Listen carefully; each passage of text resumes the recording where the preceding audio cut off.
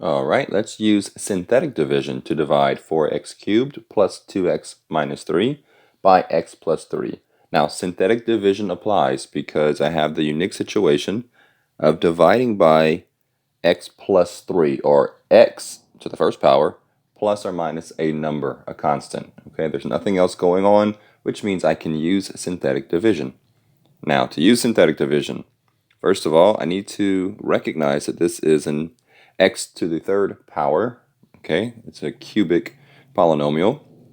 So I need to account for x cubed along with the terms that usually come after x cubed, which would be x squared, x, and a constant. Okay, although my original problem does not have an x squared, does not mean I do not account for the x squared in the division part.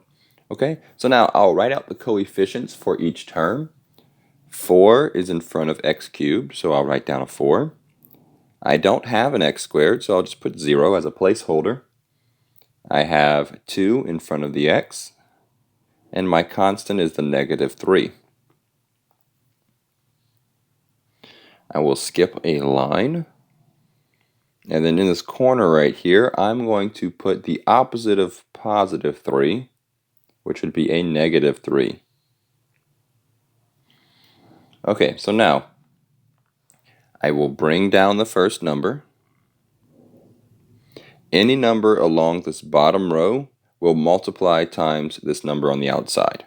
Okay, the answer will always go up to the next blank. Okay, so negative 3 times 4 is negative 12.